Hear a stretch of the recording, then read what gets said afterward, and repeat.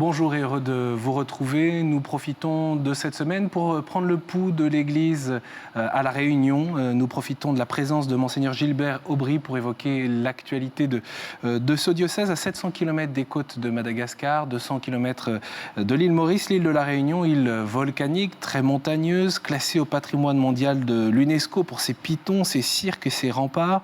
Les Réunionnais, près de 850 000 habitants, sont à près de 80% catholiques.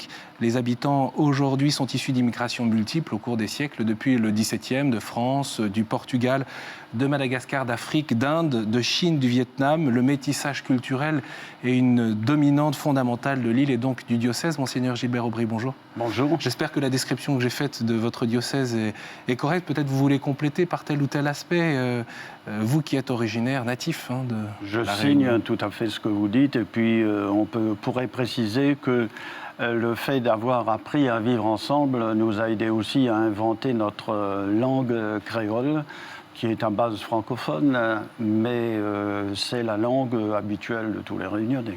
On ne revient pas sur l'histoire de l'Église à La Réunion, parce qu'on l'a abordé déjà d'ailleurs dans une précédente émission. Je voudrais que nous revenions sur la pastorale familiale, on va en parler dans un instant, et peut-être aussi sur le dialogue interreligieux et la contribution que l'Église peut apporter à la société pour une vie finalement harmonieuse, une vie de paix. Quel est l'enjeu aujourd'hui ? Aujourd'hui, l'enjeu, c'est que La Réunion est une île, mais elle n'est plus isolée. On est sous l'influence des satellites, des câbles, et puis, comme nous sommes une population métissée, tout ce qui se passe dans le monde se répercute sur La Réunion.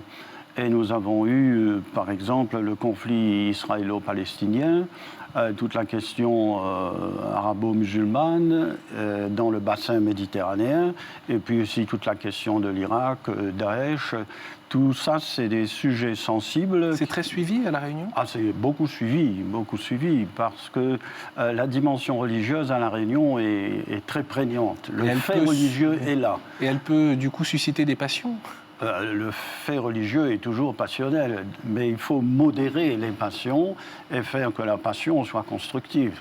La réalité de la communauté musulmane, c'est qu'elle est originaire d'Inde, principalement, du Gujarat. Oui, elle est originaire du Gujarat, Pakistan, à la frontière de l'Inde. Et c'était des commerçants, très actifs, notamment dans le domaine du tissu.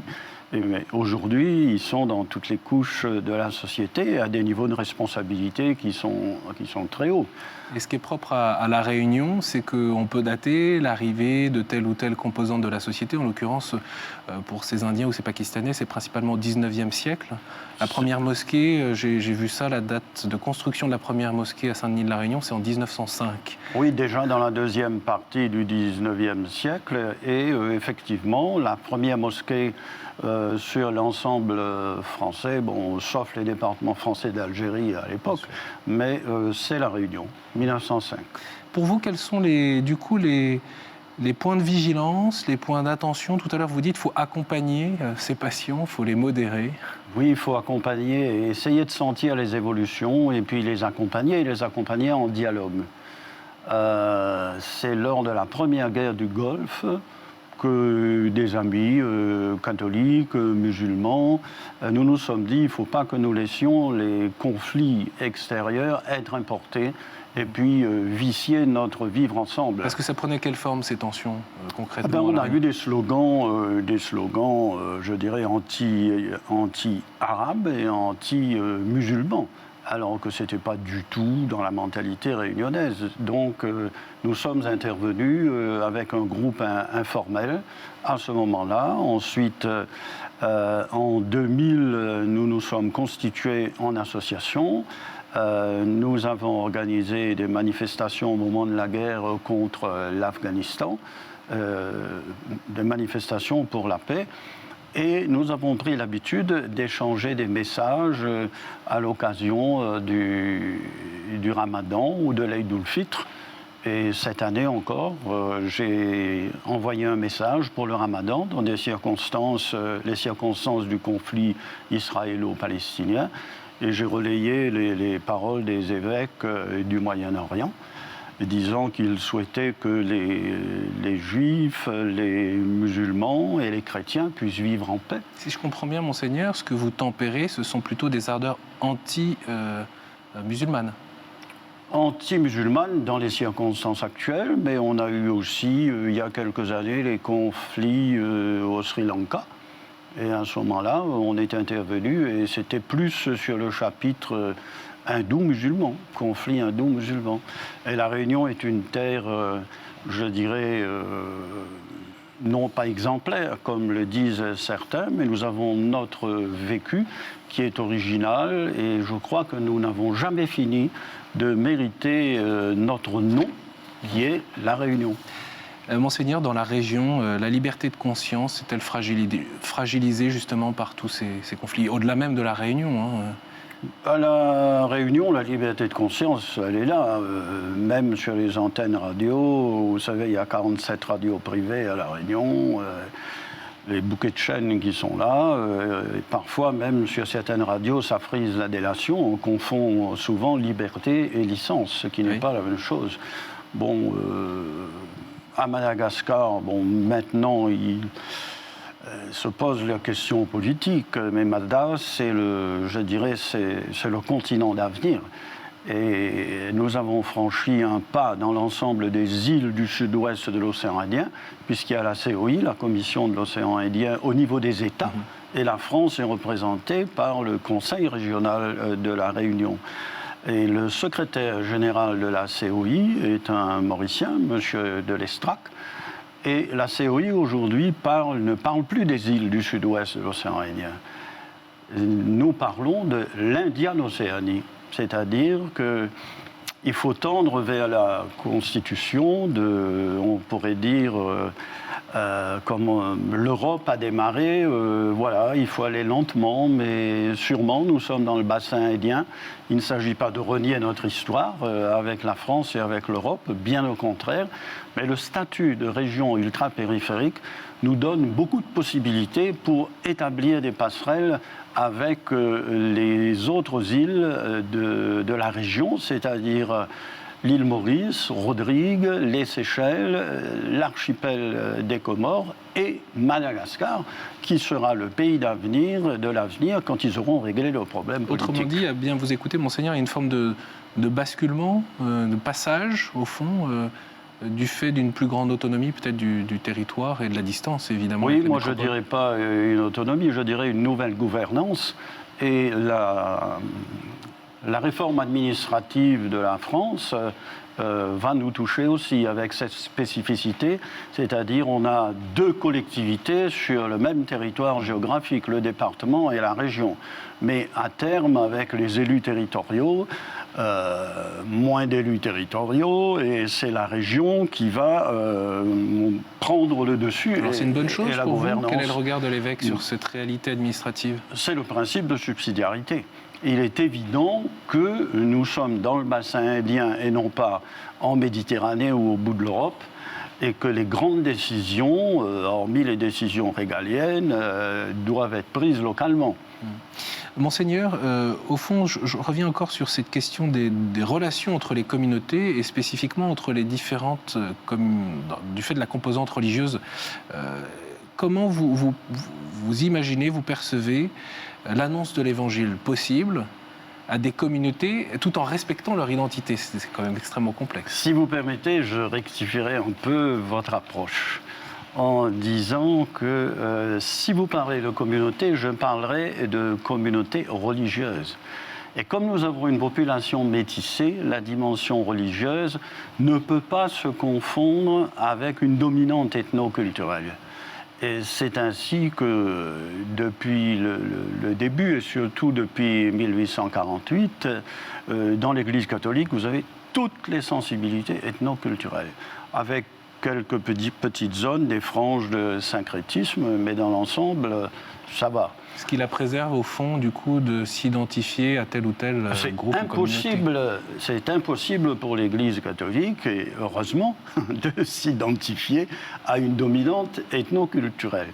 On pourrait dire qu'à La Réunion, vraiment, l'Église est catholique, c'est-à-dire qu'elle est ouverte et il n'y a pas de frontières. Et chez les musulmans, oui, il y a une dominante, il y a eu une dominante Gujarat, mais comme ces commerçants sont venus à La Réunion sans femmes, eh bien, ils ont épousé des femmes blanches d'origine créole, française, d'origine portugaise, et ça donne une communauté musulmane, je dirais, couleur arc-en-ciel aussi. Et même si parfois on reconnaît des musulmans à leur tenue ou à leur... les hommes portent aussi la barbe pour beaucoup, mais la couleur de la peau est très différente. Donc ce n'est pas seulement, je dirais, des musulmans d'origine indienne, mais ce sont des musulmans qui peuvent être créoles et qui sont aussi créoles anthropologiquement. Oui, d'ailleurs, on peut dire qu'il y a eu des centres théologiques de formation, des imams à La Réunion, qui a été ouvert assez rapidement au début du XXe siècle. Oui, moi, non, pas au XXe siècle, oui, mais surtout récemment. Et cette école, je dirais, forme surtout des musulmans d'origine malgache, est-africaine, quelques réunionnais, voilà. Alors, est-ce qu'on parle évangélisation quand même, oui, vis-à-vis de tout le monde ? déjà dans l'évangélisation. Puisque l'évangélisation n'est possible que si nous sommes immergés dans le vécu de la population, avec, je dirais, deux anthropologies qui se croisent. Bon, nous avons l'anthropologie créole, pour tout le monde, quelles que soient les dominantes ethnoculturelles ou le filon religieux. La vie ne s'arrête pas avec la mort, on continue à vivre après. Deux, ne pas rompre la filiation avec les ancêtres, ce qui est une question énorme si les ancêtres se trouvent à l'extérieur, mais c'est le fait que l'île appartient à tous qui devient aussi le lieu de la mémoire des ancêtres, ce qui enracine davantage encore cette dominante. Et puis, trois, il y a le monde des esprits, il y a les bons esprits, les mauvais esprits, on peut traficoter un peu de tout ça. Mais les chrétiens s'en sortent de cette mais il n'y a qu'un seul bon Dieu, il n'y en a pas deux ou trois ou quatre. Et par conséquent, si tu fais le mal, tu devras en rendre compte. Donc, il faut se convertir. Et c'est là où l'anthropologie chrétienne, sur cette dimension spirituelle, nous fait rentrer dans la communion des saints.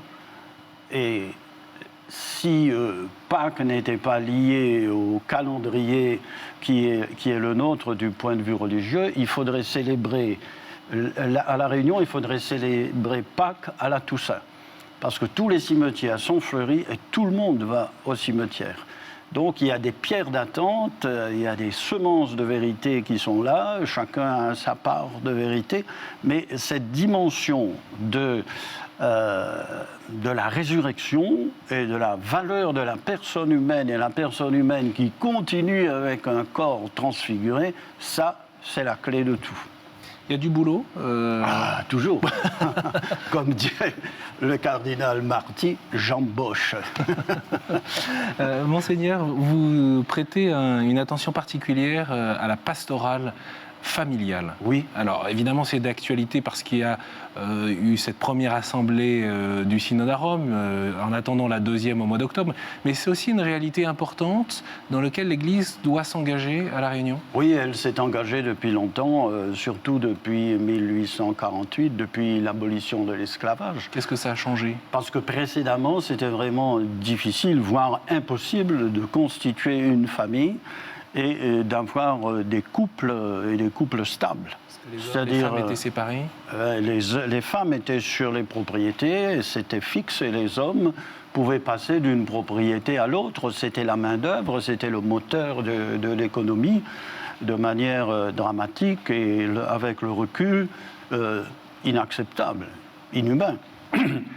Et on a eu une montée progressive à partir de 1850 vers la conception d'une famille humaine où l'homme et la femme sont appelés à s'aimer, à se soutenir et que les enfants puissent s'appuyer sur une condition humaine où ils ont un homme, une femme, un père, leur mère avec l'affection. Et ça, c'est pas facile parce que la fidélité est souvent difficile et l'amour n'est jamais idyllique. D'où l'importance du sacrement de mariage où Jésus dit mes petits, là, vous vous aimez, mais vous n'arriverez pas au bout. Alors je vous prends par la main, on avance ensemble. C'est ça le sacrement de mariage. Donc on était monté comme ça. Et puis on est arrivé à une période où il y a eu la banalisation de la sexualité, la banalisation de l'avortement. C'est quoi, les années 70-80 pour la Réunion également? Oui, oui, exactement dans cette même dynamique. Et on a constaté les grossesses précoces. On a monté une association qui s'appelle Amaré, un jeu de mots, aide à la mère à la Réunion. Bon, en même temps, ça veut dire aimer, pour accueillir les filles, les fillettes même. Pourtant, on parle de liberté à ce moment-là. Ah oui, libération. C'est la licence. Interdit d'interdire. Bon, c'était aussi à la Réunion à ce moment-là. Et actuellement, 75% des hommes pensent que l'avortement est une méthode de contraception. Donc, la dimension de l'avortement, ça engendre des traumatismes et nous nous sommes engagés depuis maintenant, depuis l'année 2000, on avait fait un sondage après celui de 1989 et en priorité c'est vivre ensemble avec la parole de Dieu, famille. Bon, famille, un homme, une femme, les enfants. Et on est là-dessus et ces 3 dernières années, on a senti venir la question du mariage pour tous.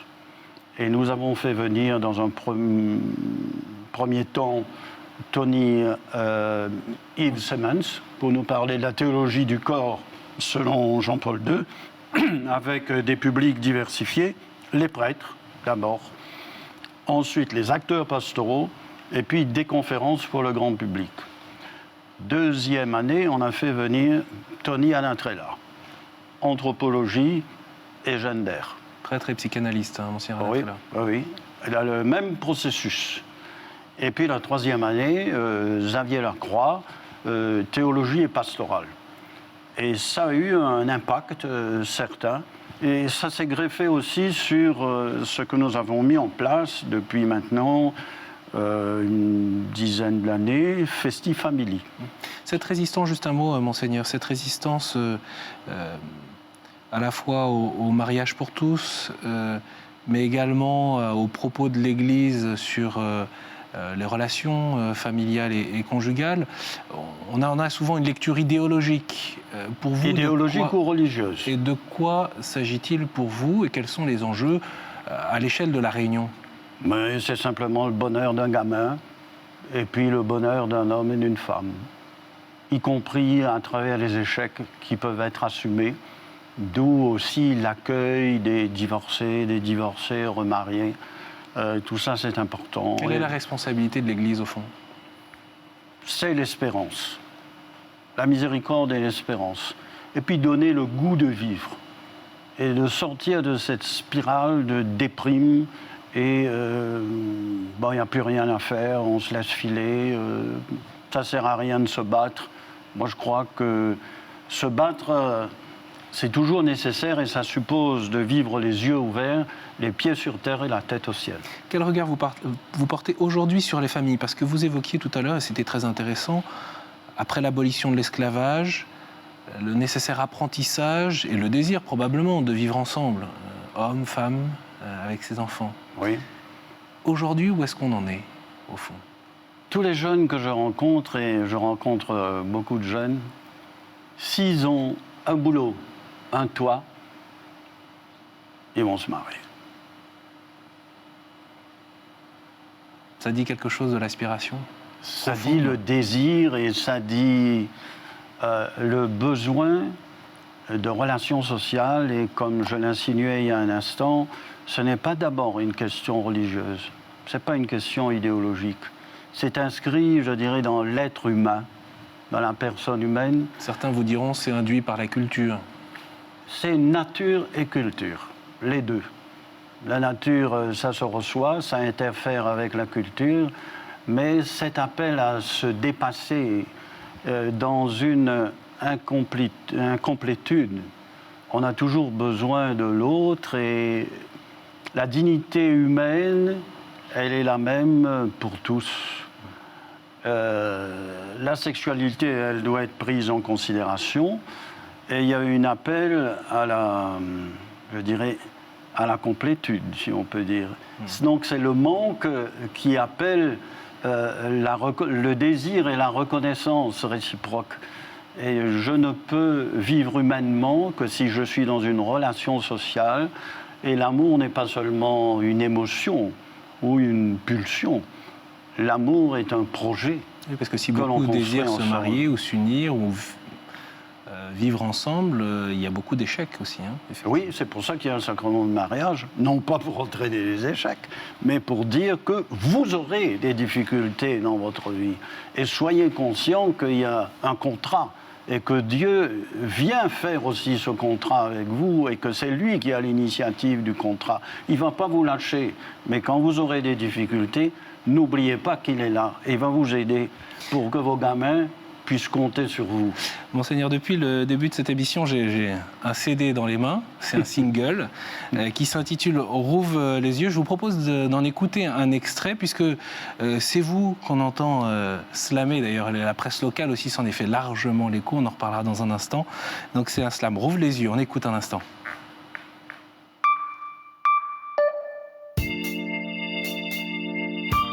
Reste pas dans le peignoir, viens dans la lumière.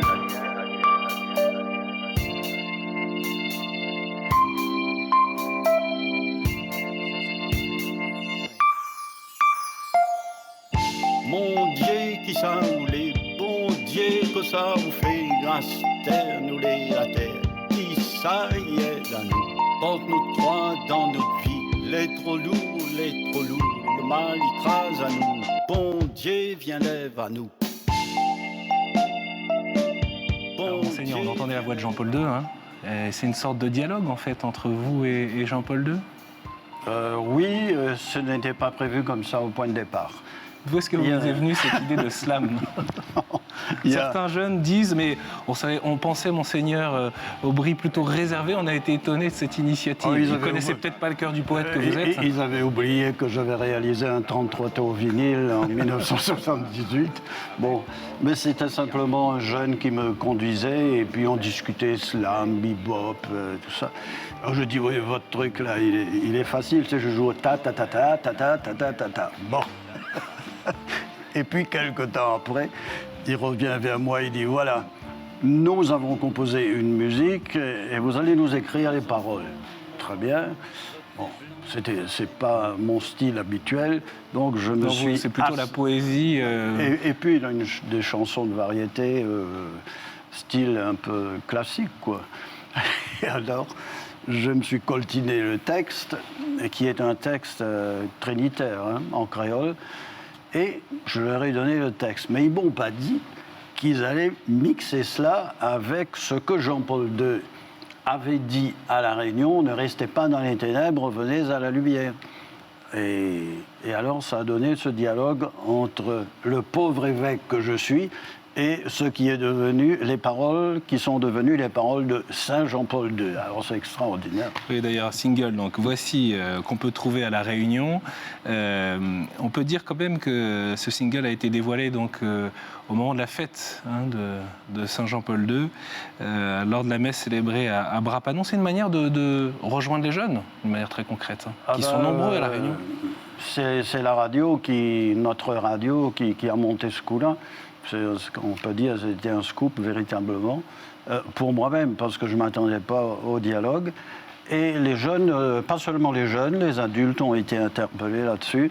Bon, au début, il y a quelques-uns qui ont ronflé, bon, mais très rapidement. C'est devenu un sujet de discussion des familles et ça va servir de support aussi à la pastorale des jeunes. Un dernier mot, Monseigneur, peut-être pour conclure. Quel regard vous portez sur l'Église aujourd'hui à Saint-Denis de la Réunion? Peut-être on peut rappeler que vous avez été nommé évêque par le bienheureux, on peut le dire maintenant, le bienheureux pape Paul VI en 1976. Quel regard vous portez sur l'Église aujourd'hui à La Réunion, les défis aussi qui se présentent à elle? On en a évoqué bien sûr quelques-uns au cours de cette émission déjà. L'Église à La Réunion, au niveau du... On n'a jamais eu autant de prêtres réunionnais, c'est insuffisant. Nous n'arrivons pas à la moitié du clergé.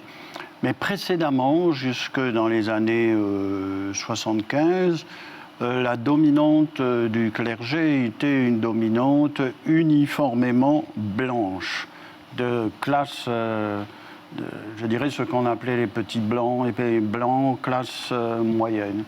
Aujourd'hui, on a des prêtres réunionnais de différentes sensibilités ethnoculturelles. Dominante métisse, malgache, origine chinoise. Et c'est un bon signe? Ah, pour moi, oui, c'est un très, très bon signe. Mais nous n'avons pas suffisamment de prêtres d'origine réunionnaise. Et le clergé est très diversifié, on a une dizaine de nationalités. Il y a le côté négatif, bon, on pourrait dire, bon, ça y est, ça aurait été mieux si, mais il y a la dimension positive aussi. Vu que toutes les sensibilités culturelles se retrouvent dans ce peuple arc-en-ciel, alors cette diversité d'origine permet aussi la dimension catholique d'une manière très forte. Merci beaucoup, Monseigneur Aubry, d'avoir accepté notre invitation, de nous avoir donné des nouvelles de La Réunion et de l'Église qui s'y trouve, des chrétiens, des communautés. Bien sûr, on peut retrouver également ce slam de Monseigneur Aubry sur le site internet du diocèse ou de la radio. Et puis, vous pouvez retrouver cette émission sur le site de KTO, dont l'adresse s'affiche également. Bien sûr, vous pouvez la revisionner, la partager sur les réseaux sociaux. Merci beaucoup pour votre fidélité et à la semaine prochaine.